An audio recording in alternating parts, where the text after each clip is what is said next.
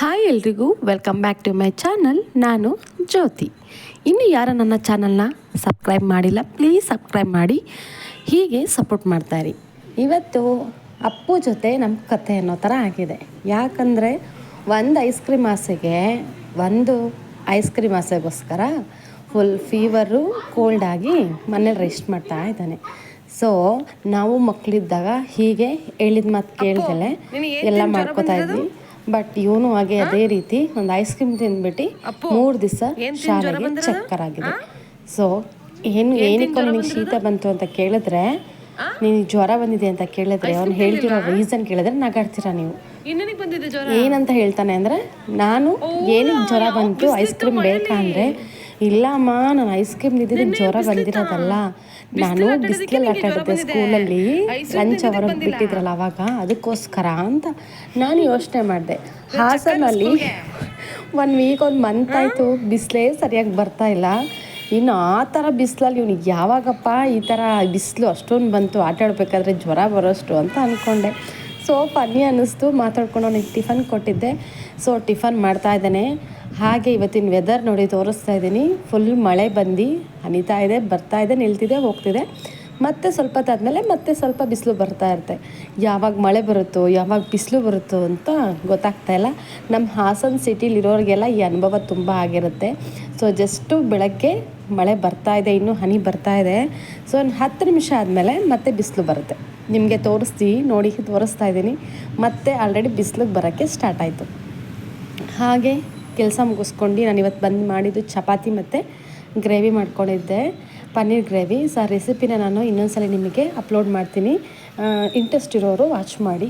ಹಾಗೆ ಬೆಳಗಿನ ಕೆಲಸ ಎಲ್ಲ ಮುಗಿಸ್ಕೊಂಡು ನನ್ನ ದೊಡ್ಡ ಮಗ ಎಲ್ಲ ಶಾಲೆಗೆ ಹೋಗಿದ್ದ. ಹಾಗೆ ಇವತ್ತು ನಾನೊಂದು ಮನಿ ಪ್ಲ್ಯಾಂಟು ಮನೆ ಒಳಗಡೆ ಇಟ್ಕೊಂಡಿದ್ದೆ. ಸೊ ಅದರಲ್ಲಿ ತುಂಬ ಅಷ್ಟು ಗ್ರೋ ಆಗ್ತಾ ಇರಲಿಲ್ಲ. ಯಾಕೆ ನೋಡೋಣ ಒಂದ್ಸಲಿ ಅಂತ ಹೇಳಿ ಈ ಪಾಟಲ್ಲಿ ಕೃಷ್ಣ ತುಳಸಿ ಹಾಕಿದ್ದೆ. ಸೊ ಅದು ತುಂಬ ದೊಡ್ಡದಾಯ್ತು, ಕೆಳಗಡೆ ಬೇರೆಲ್ಲ ಒಣಗ್ತಾ ಬಂತು. ಸೊ ಕಟ್ ಮಾಡಿ ತುಳಸಿ ಗಿಡನ ಹಾಕೋಣ ಅಂತ ಅಂದ್ಕೊಂಡೆ. ಬಟ್ ನನಗೆ ತುಳಸಿ ಬೀಜಗಳು ಸಿಗಲಿಲ್ಲ. ಸೊ ಹಾಗಾಗಿ ಸಿಕ್ಕಾಗ ಹಾಕೋಣ ಅಂತ ಹೇಳ್ಬಿಟ್ಟು ಇದನ್ನೇ ಪ್ಲಾಂಟೇಷನ್ ಮಾಡಿದ್ದೀನಿ. ನೋಡೋಣ ಇದರಲ್ಲಾರು ಗ್ರೋ ಆಗುತ್ತಾ ಅಂತ. ಎಲ್ಲ ಕೆಲಸ ಮುಗ್ದಿತ್ತು ಆಲ್ರೆಡಿ. ಸೊ ಅವನಿಗೆ ಟಿಫನ್ ಕೊಟ್ಟು ನಾನು ಟಿಫನ್ ಮಾಡೋಣ ಅಂತ ಅಂದ್ಕೊಂಡು ಬಂದೆ. ಸೊ ಇನ್ನೂ ಸ್ವಲ್ಪ ಪಾತ್ರೆ ವಾಶ್ ಮಾಡ್ಕೊಂಡಿದ್ದೆ, ಇನ್ನೂ ಸ್ವಲ್ಪ ಹಾಗೆ ಬಿಟ್ಕೊಂಡಿದ್ದೀನಿ. ಸೊ ಲಂಚ್ ಆದಮೇಲೆ ನಿಮಗೆ ಗೊತ್ತಲ್ವ, ಬೆಳಗ್ಗೆ ಬ್ರೇಕ್ಫಾಸ್ಟ್ ಆದಮೇಲೆ ತುಂಬ ಪಾತ್ರೆಗಳು ಹಾಗೆ ಉಳಿದು ಬಿಡುತ್ತೆ. ಸೊ ನಾನೆಲ್ಲ ಕ್ಲೀನ್ ಮಾಡ್ಕೊಳ್ಳೋಕ್ಕಿಂತ ಮುಂಚೆ ಸ್ವಲ್ಪ ಟಿಫನ್ ಮಾಡ್ಕೊಂಡು ನಮ್ಮದು ಇನ್ನೂ ಏನು ವಾಷಬಲ್ ಇರುತ್ತೆ, ಸೊ ಅದನ್ನೆಲ್ಲ ಹಾಕ್ಕೊಂಡು ನಾನು ಒಟ್ಟಿಗೆ ಕೆಲಸಗಳನ್ನ ಮುಗಿಸ್ಕೊತೀನಿ. ಒಂದ್ಸಲಿ ಅದು ಒಂದ್ಸಲಿ ಇದು ಅಂತ ಮಾಡ್ಕೊಳಕ್ಕೆ ಹೋಗಲ್ಲ. ಪಾತ್ರೆ ಅಂದರೆ ಒಟ್ಟಿಗೆ ಎಲ್ಲನೂ ಫಸ್ಟ್ ಹಾಕ್ಬಿಟ್ಟು ಇದು ಮಾಡ್ತೀನಿ. ನೋಡಿ ಅವ್ನು ತಿಂದಿರೋ ಚಪಾತಿ ಇಷ್ಟೇ. ಹೇಳ್ತಾರಲ್ವ ಈಗ ಮದರ್ಸು ತುಂಬ ಜನ ದಪ್ಪ ಆಗ್ತಿದ್ದಾರೆ ಅಂತ. ಈ ಥರ ಮಕ್ಕಳು ಮಾಡಿಬಿಟ್ರೆ ಯಾರು ತಾನೇ ದಪ್ಪ ಆಗಲ್ಲ. ಈ ಕಡೆ ಮಕ್ಕಳು ಬಿಟ್ಟಿದ್ದು ತಿನ್ನಬೇಕು, ವೇಸ್ಟ್ ಮಾಡಬಾರ್ದು ಅಂತ. ಒಬ್ಬರು ಯೂಸ್ ಮಾಡಲ್ಲ, ಬಟ್ ನನಗೆ ನಿಜ ಫುಡ್ನ ವೇಸ್ಟ್ ಮಾಡೋಕ್ಕೆ ಇಷ್ಟ ಆಗಲ್ಲ. ಸೊ ಮಕ್ಕಳು ಬಿಟ್ಟರೆ ನಾನು ತಿಂದುಬಿಡ್ತೀನಿ. ಹಾಗೆ ಮಧ್ಯಾಹ್ನಕ್ಕೆ ಅಂತ ಇವತ್ತು ನಮ್ಮ ಮೂಲಂಗಿ ತೊಗೊಬಂದಿದ್ದೆ, ಮೂಲಂಗಿ ಸಾಂಬಾರು ಮಾಡೋಣ ಅಂತ. ಹಾಗೆ ಮನೆ ಹತ್ರ ಹೋಗಬೇಕಿತ್ತು. ಸೊ ಅಲ್ಲಿಗೆ ಇವತ್ತು ಮೇಲ್ಗಡೆ 2nd ಫ್ಲೋರ್ದು RCC ಹಾಕ್ತಾಯಿದ್ದಾರೆ. ಸೊ ಅವರಿಗೆ ಟೀ ಕಾಫಿ ಎಲ್ಲ ಮಾಡ್ಕೊಂಡು ಹೋಗ್ಬೇಕಿತ್ತು. ಸೊ ಬೇಗ ಅಡುಗೆನೂ ಮಾಡಿಟ್ಟು ಕೆಲಸ ಮಾಡ್ಕೊಳ್ಳೋಣ ಅಂತ. ಹಾಗೆ ಇವನಿಗೂ ಎಲ್ಲ ಮೆಡಿಸನ್ ಕೊಟ್ಟಿದ್ರು. ಸೊ ಆ ಮೆಡಿಸನ್ ಹಾಕಿ ಸಿರಪ್ ಕುಡಿತಾ ಇದ್ದಾನೆ. ಸಿರಪ್ನ ಹೇಳ್ತಿದ್ದಾನೆ, ಯಾವ ಥರ ಇದೆಯೋ ಅಂತ ಹೇಳಿದ್ರೆ, ಯಮ್ಮ ಚೆನ್ನಾಗಿಲ್ಲ, ಕೈ ಆಗಿದೆ ಅಂತ. ಸೊ ಸ್ವಲ್ಪ ಅಂದರೆ ಒಂದು ಫುಲ್ ಕೈ ಇತ್ತು, ಇನ್ನೊಂದು ಸ್ವಲ್ಪ ಸ್ವೀಟಾಗಿತ್ತು. ಕಾಫಿಂದು ಮತ್ತು ಕೋಲ್ಡಿನ ಫೀವರ್ ಕೊಡ್ತಾರಲ್ವ, ಅದು ಆಲ್ಮೋಸ್ಟ್ ಎಲ್ಲ ಮಕ್ಳಿಗೂ ಇಷ್ಟ ಆಗುತ್ತೆ ಅಂದ್ಕೊಂಡಿದ್ದೀನಿ. ಇದು ಯಾವುದು ಪಿಂಕ್ ಕಲರ್ ಇರುತ್ತೆ, ಸ್ವಲ್ಪ ಸ್ವೀಟ್ ಅನಿಸುತ್ತೆ. ಸೊ ಅದನ್ನು ತೊಗೊಂಡ ನಾನು ಸ್ವಲ್ಪ ಟಿಫನೆಲ್ಲ ಮಾಡ್ಕೊಂಡು ನನಗೆ ಯಾವಾಗಲೂ ಸ್ವಲ್ಪ ಸ್ವಲ್ಪ ಮುಂದೆ ಟೀ ಮಾಡ್ಕೊಂಡು ಒಂದು ಸ್ವಲ್ಪ ಟೀ ಕುಡಿದ್ಬಿಟ್ರೆ ನಾನು 1 ಲೆವೆಲ್ ಪೂರ್ತಿ ನಂದು ಅವತ್ತು ರೆಸ್ಟ್ ಅಂದ್ಕೊಂಡ್ಬಿಟ್ಟು ನೆಕ್ಸ್ಟ್ ಎಲ್ಲ ಕೆಲಸನೂ ಮಾಡ್ಕೊಂಡು ಹೋಗ್ತಾಯಿನಿ. ಹಾಗೆ ಇವಾಗ ಜಾರ್ಗೆಲ್ಲ ಹಾಕ್ಕೊಂಡು ನಾನು ಮಸಾಲೆಗೆಲ್ಲ ರೆಡಿ ಮಾಡಿಕೊಂಡು ಸಾಂಬಾರು ಸಮೇತ ಮಾಡ್ಕೊಳ್ಳೋಣ ಅಂತ ಸಾಂಬಾರಿಗೆಲ್ಲ ಇಚ್ಕೊತಾ ಇದ್ದೆ. ಸೊ ನಾನು ಈಸಿಯಾಗಿ ಬೇಗ ಪಟನಲ್ಲಿ ಕೆಲಸ ಮುಗಿಬೇಕು ಅಷ್ಟೇ ಅಂದ್ಕೊಂಡೆ. ಬಟ್ ಹಂಗೆ ಎಲ್ಲನೂ ತೊಗೊಂಡು ನಾನು ಇವತ್ತು ಮೂಲಂಗಿ ನನ್ನ ಮಗ ಕೇಳಿದ, ಮೂಲಂಗಿ ಸಾಂಬಾರು ಮಾಡ್ಕೊಡಿ ಅಮ್ಮ ಅಂತ. ಅವನೊಬ್ಬ ಚೆನ್ನಾಗಿ ಮೂಲಂಗಿ ತಿಂತಾನೆ, ನನ್ನ ಚಿಕ್ಕ ಮಗ. ದೊಡ್ಡ ಮಗನೂ ಅಷ್ಟೇ, ಮೂಲಂಗಿ ಅಂದರೆ ಎಲ್ಲರಿಗೂ ಫೇವರು. ಸೊ ಹಾಗೆ ಇವತ್ತು ಗುರುಪೂರ್ಣಿಮೆ ಇರೋದ್ರಿಂದ ಸ್ವಲ್ಪ ದೇವಸ್ಥಾನಕ್ಕೆ ಹೋಗಿ ಬರೋಣ ಅಂತ. ಬಟ್ ನೆನ್ನೆ ಹುಣ್ಣಿಮೆ ಆಗಿರೋದ್ರಿಂದ ನಾನು ನೆನ್ನೆ ಕಳಸನೆಲ್ಲ ಜರುಗಿಸ್ಬಿಟ್ಟಿದ್ದೆ. ಸೊ ಹಾಗಾಗಿ ಇವತ್ತು ಜರುಗ್ಸೋಕೆ ಆಗಿರಲಿಲ್ಲ. ಸೊ ಗುರುವಾರ ಹುಣ್ಣಿಮೆ ಇತ್ತಲ್ಲ ಅಂತ. ಸೊ ಹಾಗೆ ನಿಮಗೆ ತೋರಿಸ್ತಾ ಇದ್ದೀನಿ, ಎಷ್ಟು ಮೋಡ ಆಗಿದೆ ಅಂದರೆ ಸರಿಯಾಗಿ ಮಳೆ ಬರುತ್ತೆ ಅಂತಲೇ ಅಂದ್ಕೊಂಡ್ವಿ. ಆಮೇಲೆ ನನ್ನ ತಮ್ಮಂಗೆ ಕಾಲ್ ಮಾಡಿದೆ, ಅವ್ನು ದೇವಸ್ಥಾನಕ್ಕೆ ಬರ್ತಾನೆ ಅಂತ. ಸೊ ಅವನು ಬರ್ತೀನಿ ಅಂದ. ಸೊ ಅವನಿಗೋಸ್ಕರ ಫಸ್ಟ್ ಕೆಲಸಗಳೆಲ್ಲ ಹಂಗಂಗೆ ಬಿಟ್ಬಿಟ್ಟು ಫಸ್ಟ್ ಸ್ನಾನ ಎಲ್ಲ ಅವನಿಗೂ ಸ್ನಾನ ಮಾಡಿಸಿ ನನ್ನ ಮಗನಿಗೆ ನಾನು ಎಲ್ಲ ರೆಡಿ ಆಗಿಬಿಟ್ಟು ದೇವಸ್ಥಾನಕ್ಕೆ ಹೊರಡೋಣ ಅಂತ ಇದು ಮಾಡ್ಕೊಂಡ್ವಿ. ಹಾಗೆಯೇ ಸ್ವಲ್ಪ ಸ್ನಾನ ಮಾಡಿದ್ಮೇಲೆ ಒಂದು ದೀಪ ಹಚ್ಚಲೇಬೇಕಲ್ವ, ಸೊ ಒಂದು ದೀಪ ಹಚ್ಬಿಟ್ಟು ಮಾಡ್ಕೊಂಡೆ. ನಾನು ಯಾವುದನ್ನೇ ವಸ್ತುಗಳನ್ನ ಮತ್ತೆ ಎಲ್ಲ ರೀಅರೇಂಜ್ಮೆಂಟ್ ಮಾಡ್ಕೊಂಡಿಲ್ಲ, ಹಾಗೆ ದೀಪ ಹಚ್ಬಿಟ್ಟು ಮತ್ತು ನಾಳೆ ಫ್ರೈಡೇ ಇರೋದ್ರಿಂದ ಮತ್ತೆ ಎಲ್ಲ ಪೂಜೆಗೆಲ್ಲ ಮಾಡಬೇಕಲ್ಲ ಅಂತ ಸುಮ್ಮನಾದೆ. ಹಾಗೆ ನನ್ನ ಮಗನಿಗೆ ಸ್ನಾನ ಮಾಡಿ ಕೂರಿಸಿದ್ರೆ ಬರೀ ರಜೆ ಅಂತ ಕೊಟ್ಟಿದ ತಕ್ಷಣ ಬರೀ ಅವ್ನು ಏನು ಮಾಡ್ತಿದ್ದಾನೆ ಅಂದರೆ ಬರೀ ಟಿ ವಿ ನೋಡೋದೇ ಆಗ್ತಿದೆ. ಅರ್ಧ ಟಿ ವಿ ನೋಡೋದ್ರಿಂದ ಅವನಿಗೆ ಸ್ವಲ್ಪ ಸ್ಟ್ರೆಸ್ ಜಾಸ್ತಿ ಅಂತ ಅನ್ನಿಸ್ತಿದೆ ಆಗ್ತಿದೆ. ಹಾಗೆ ಹೊರಟ್ವಿ. ನನ್ನ ತಮ್ಮ ಬರ್ತೀನಿ ಅಂತ ಹೇಳ್ದ, ಕೆಳಗಡೆ ಬನ್ನಿ ಅಂತ ಹೇಳ್ದ. ಸೊ ಹಾಗಾಗಿ ಲಾಕ್ ಮಾಡ್ಕೊಂಡು ನಮ್ಮ ರಾಘವೇಂದ್ರ ಮಠಕ್ಕೆ ಹೋಗ್ತಾ ಇದ್ದೀವಿ. ಸೊ ಒಂದೊಂದ್ಸಲಿ ಅನಿಸುತ್ತೆ ಇವತ್ತು ಗುರುಪೌರ್ಣಿಮೆ ಇರೋದ್ರಿಂದ ರಾಘವೇಂದ್ರ ಮಠಕ್ಕೆ ಅಂತ ಹೋಗಬೇಕು ಅಂತ. ಹಾಗೆ ಇವತ್ತು ಹುಣ್ಣಿಮೆ ಇರೋದ್ರಿಂದ, ಗುರುಪೌರ್ಣಿಮೆ ಇರೋದ್ರಿಂದ ನೀವು ಇವತ್ತು ಅವತ್ತಿನ ದಿನ ಕಡಲೆಬೇಳೆ ಹಾಗೆ ಬೆಲ್ಲ ಕೊಟ್ಟರೆ ಒಳ್ಳೆಯದು ಅಂತ ನಾನು ಸ್ವಲ್ಪ ಕೆಳಗಡೆ ತಿಳ್ಕೊಂಡಿದ್ದೆ. ಸೊ ಹಾಗಾಗಿ ನಮ್ಮ ಏನೇನು ಪ್ರಾಬ್ಲಮ್ಸ್ ಇರ್ತದಲ್ಲ ಸಾಲ್ವ್ ಆಗಲಿ ಅಂತ ನಮ್ಮ ಕೈಲಾಗಿದಷ್ಟು ನಾವು ನಮ್ಮ ಸೇವೆನ ಮಾಡೋದ್ರಿಂದ ರಾಯರಿಗೆ ನಮಗೂ ಸ್ವಲ್ಪ ಅವರ ಆಶೀರ್ವಾದ ಸಿಗಲಿ ಅಂತ.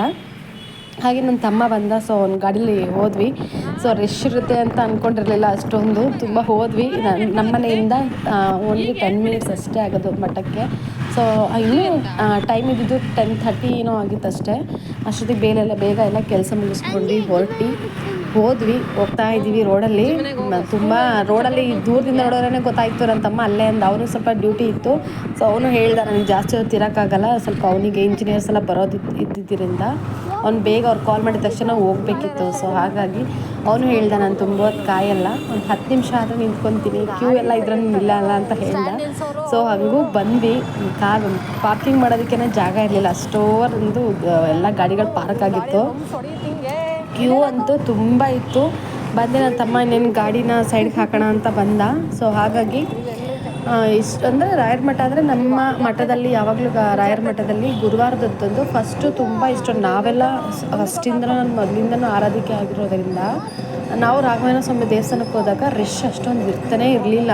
ತುಂಬ ಫ್ರೀಯಾಗಿ ಕುತ್ಕೊಂಡು ನಾವು ನೋಡ್ಕೊಂಬರ್ತಾಯಿದ್ವಿ.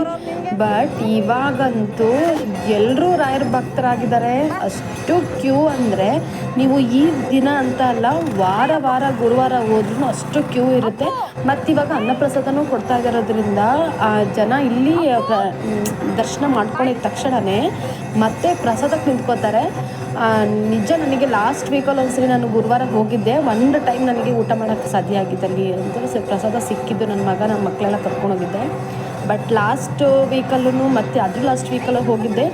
ನಿಜವಾಗ್ಲೂ ನಮ್ಗೆ ಆ ಕ್ಯೂ ನೋಡ್ಬಿಟ್ಟು ನಿಜ ನನಗೆ ನಿಜ ಉಸಿರು ಕಟ್ಟು. ಎಷ್ಟು ಜನ ಇದ್ದಾರೆ ಅಂದರೆ ನೀವು ಇದನ್ನು ನೋಡ್ತೀರಾ. ಹೊರಗಡೆ ತುಂಬ ಜನ ಇದ್ದರು, ಇವಾಗ ಒಳಗಡೆ ತೋರಿಸ್ತಾ ಇದ್ದೀನಿ ನಿಮಗೆ. ಎಷ್ಟು ಕ್ಯೂ ನಿಂತಿದ್ದಾರೆ ನೋಡಿ, ಅದು ಎಂಟ್ರೆನ್ಸಲ್ಲೇ ನಿಂತಿರೋದು. ಬಟ್ ಇದು ಹಿಂಗೆ ಹೋಗ್ತಾ ಇರೋದು ಒಂದು ಉಲ್ಟಾ ಕ್ಯೂ ಹೋಗಿದೆ, ಮತ್ತು ಹಿಂಗೋಗಿ ಅದೇ ಕರ್ವ್ಸ್ ಸೈಡಲ್ಲಿ ನಿಂತಿದ್ದಾರೆ. ನಾವು ಬಂದು ಮೊದಲು ಇಲ್ಲಿ ಕಾಲು ವಾಶ್ ಮಾಡ್ಕೊಂಡು ಒಳಗಡೆ ನೀರಿರುತ್ತೆ. ಸೊ ಅಲ್ಲೇ ಕಾಲೆಲ್ಲ ತೊಳ್ಕೊಂಡು ಹೋದ್ವಿ. ಬಟ್ ಕ್ಯೂ ನೋಡಿದ್ರೆ ನಾನು ಇದೆಲ್ಲ ನಿಂತಿರೋ ಕ್ಯೂ ನೋಡಿದರೆ ಒಂದು ಸೈಡ್ ಕ್ಯೂ ಮತ್ತು ಆ ಕಡೆ ಇರೋದೆಲ್ಲ ಊಟಕ್ಕೆ ನಿಂತಿರೋದೆ ಅಂತ ಅಂದ್ಕೊಂಡಿದ್ದೆ. ಬಟ್ ಪಾಪ ಅಲ್ಲೊಬ್ಬರು ಹಾಗೆ ಅವ್ರಿಗೆ ಸುಸ್ತಾಗಿದೆ ಪಾಪ, ಒಬ್ಬರು ಬಿದ್ದುಬಿಟ್ಟಿದ್ರು. ನಾನು ಅದೇ ಈ ರಶ್ಶಲ್ಲಿ ಅದೆಲ್ಲ ನಿಜ ನೋಡೋದೊಂದ್ಸರಿ ಒಂಥರ ಮೈ ಜುಮ್ ಅನ್ನತ್ತೆ ನನಗೆ. ನಿಜ ರಶ್ಶಲ್ಲಿ ನಿಂತ್ಕೊಳ್ಳೋದು ಅಂದರೆ ಆಗೋದೇ ಇಲ್ಲ ನನಗೆ. ಸ್ವಲ್ಪ ಜನಗಳು ಜಾಸ್ತಿ ಇದ್ದು ನೋಡಿಬಿಟ್ರೆ ಉಸಿರು ಮೇಲೆ ಕಟ್ಟಂಗಾಗುತ್ತೆ. ಸೊ ಹಂಗಾಗಿ ಸ್ವಲ್ಪ ಕಾಲೆಲ್ಲ ತೊಳ್ಕೊಂಡು ನಿಂತ್ಕೊಂಡು ಲೈನಲ್ಲಿ ನಮ್ಗೆ ಲೈನ್ ಯಾವುದು ಅಂತಲೇ ಗೊತ್ತಾಗ್ತಿಲ್ಲ. ಎಲ್ಲ ಮಿಕ್ಸ್ ಆಗಿದ್ದಾರೆ, ತುಂಬ ಜನ ನಿಂತಿದ್ದಾರೆ. ಯಾವ ಲೈನಲ್ಲಿ ಹೋಗಬೇಕು ಅಂತಲೇ ಗೊತ್ತಾಗಲಿಲ್ಲ. ಆಮೇಲೆ ಯಾರೋ ಹೇಳಿದ್ರು ಈ ಲೈನಲ್ಲಿ ಬನ್ನಿ, ಈ ಲೈನಿಂದ ಸುತ್ಕೊಂಡು ಮತ್ತೆ ಒಂದು ಲೈನ್ ಬರಬೇಕು ಅಂತ. ಸೊ ಹಾಗಾಗಿ ಬಂದು ಲೈನಿಗೆ ನಿಂತ್ಕೊಂಡ್ವಿ. ಜನ ಅಂದರೆ ಅಷ್ಟು ಜನ. ವೀಕ್ಲಿಗಿಂತ ಗುರುಪೌರ್ಣಿಮೆ ಇರೋದ್ರಿಂದ ಸಾಯಿಬಾಬಾ ದೇವಸ್ಥಾನ ಇದೆ. ಸೊ ಅಲ್ಲೂ ಅಷ್ಟೇ ಹಿಂಗೆ ಕ್ಯೂ ಇರುತ್ತೆ. ಮತ್ತು ರಾಘವೇಂದ್ರ ಸ್ವಾಮಿ ದೇವಸ್ಥಾನಕ್ಕೆ ತುಂಬ ಕ್ಯೂ ಇರುತ್ತೆ. ಸೊ ಹಾಗಾಗಿ ನಿಂತ್ಕೊಂಡ್ವಿ. ಒಂದು ಸ್ವಲ್ಪ ಲೈನಲ್ಲಿ ನಿಂತ್ಕೊಂಡ್ವಿ. ಅಂದ್ರೂ ಅಷ್ಟು ಕ್ಯೂ ಅಂದರೆ ನಾವು ಒಂದು ಸ್ವಲ್ಪ ಲೇಟ್ ಆದ್ರೂ ನಮ್ಮ ಹಿಂದ್ಗಡೆ ಅಷ್ಟು ತುಂಬ ಲೈನ್ಗಳು ಹೋಗ್ತಾನೇ ಇತ್ತು.